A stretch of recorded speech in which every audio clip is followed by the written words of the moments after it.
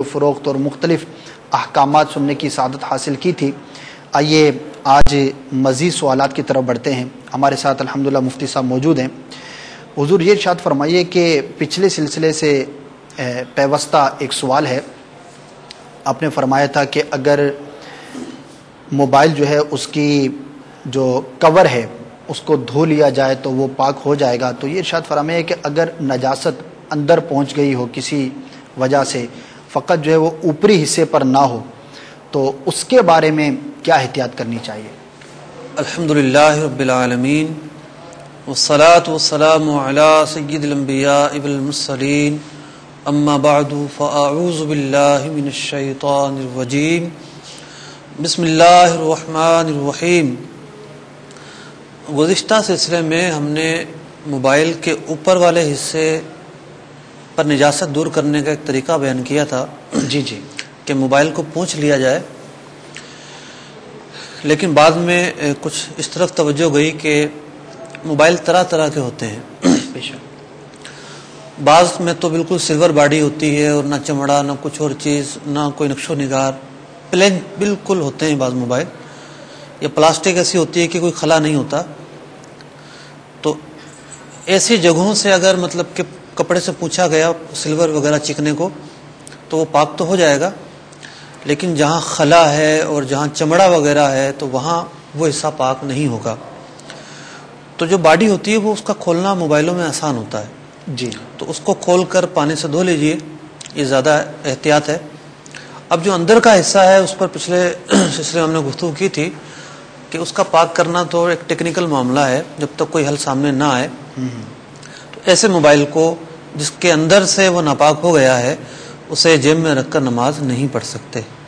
صحیح، تو یہی احتیاط کی جائے کہ اگر اندر سے بھی موبائل ناپاک ہو گیا ہے تو پھر اس کو جیب میں رکھ کے نماز نہ پڑھیں جب تک کہ اسے شرعی طریقے سے جو ہے وہ درست طریقے سے پاک نہ کر لیا جائے۔ جی حضور یہ ارشاد فرمائیے کہ ایک سوال عام طور پر لوگوں کے ذہن میں ہوتا ہے کہ موبائل کمپنیز سہولت کے لیے کارڈز مہیا کرتی ہیں۔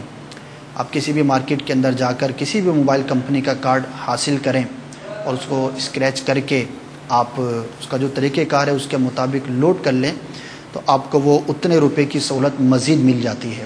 تو یہ سوال پیدا ہوتا ہے کہ یہ تو ایک نمبر کی بے ہوئی، اس کے اندر بظاہر کوئی ایسی شے نہیں بک رہی جس کا مطلب بظاہر جیسے عام طور پر اشیاء کی خرید و فروخت ہوتی ہے، تو یہ اس سے تھوڑا سا ہٹ کر ہے، تو اس کے بارے میں کیا حکم شرعی ہوگا؟ ہاں، بعض لوگ اس طرف جب توجہ کرتے ہیں تو یہ سوچتے ہیں کہ ہم کیا خرید رہے ہیں، یہ تو نمبر ہیں جی، تو ان کے ذہنوں میں شبہ پیدا ہوتا ہے کہ یہ نمبر کی خرید و فروخت تو یہ مطلب جوا ہوتی ہے۔ تو دیکھیے کہ ہم در حقیقت کارڈ نہیں خرید رہے ہوتے۔ مثال کے طور پر ایک شخص نے لاہور جانا ہے، جی، وہ بائی ایئر جاتا ہے یا بائی ٹرین جاتا ہے تو اسے ٹکٹ خریدنا پڑے گا۔ صحیح، تو حقیقت میں وہ ٹکٹ نہیں خرید رہا، وہ جو کچھ لینا چاہتا ہے ٹکٹ جو ہے اس کی ایک نشانی ہے، اجازت نامہ ہے اس کا، ایک اجازت نامہ ہے۔ تو جب کوئی ایروپلین کا ٹکٹ خریدتا ہے یا ریلوے کا ٹکٹ خریدتا ہے تو حقیقت میں وہ ٹکٹ نہیں خرید رہا ہوتا، بلکہ جہاز کی جو سروس ہے، ریل کی جو سروس ہے، وہ اسے خرید رہا ہوتا ہے۔ صحیح، ٹکٹ جو ہے اسے نشانی کے طور پر دیا جاتا ہے۔ تو موبائلز کے معاملے میں بھی یہی ہے کہ اس میں ہم کارڈ نہیں خریدتے، نہ ان کے نمبر خریدتے ہیں، حقیقت میں ہم سروس استعمال کرنا جو ہے وہ حق وہ ہم خریدتے ہیں۔ صحیح، اور ورنہ تو صرف نمبروں کی خرید و فروخت تو نہیں ہو سکتی، اس کی طرف دل کیوں مائل ہوگا؟ نہ اس طرح کے جو وہ مطلب کہ کارڈ ہیں ان کی فی نفسی کوئی قیمت نہیں ہے، اور مال کی خرید و فروخت ہوتی ہے، یہ تو بظاہر مال نہیں ہے۔ اچھا، دوسری بات یہ ہے کہ ہاں اگر کسی جگہ پر ایسی صورتحال ہو موبائل سے ہٹ کر، جیسے بعض جگہوں پر جو ہے وہ پرچیاں خریدی جاتی ہیں لاٹری کی، لاٹری کھولی اور پرچی کھل گئی تو ٹھیک ہے، ورنہ رقم ضائع۔ تو وہ جو نمبر ہیں، وہ جو پرچیاں ہیں، وہ بلا شبہ جوا ہے۔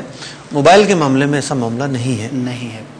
تو اگر کسی کے ذہن میں یہ اشکال تھا تو دور ہو جانا چاہیے کہ اس میں در حقیقت ہم ان سروسز کو خریدتے ہیں، اس سہولت کو خریدتے ہیں جو بات کرنے کی ہمیں کمپنی جو ہے وہ مہیا کرتی ہے، اور فرق بھی بیان کر دیا کہ یہ نمبرز اور جو جوئے کے نمبرز ہوتے ہیں ان کے اندر جو ہے وہ فرق پایا جاتا ہے، لہٰذا یہ جائز ہیں۔ تو ہم سلسلے کو آگے بڑھاتے ہیں، ہمارے پاس ویڈیو سوالات بھی موجود ہیں، ہمارے اسلامی کوشش کرتے ہیں مارکیٹ میں جا کر، اور ہماری کوشش یہ ہوتی ہے کہ ایک عام اسلامی بھائی کیا پوچھنا چاہتا ہے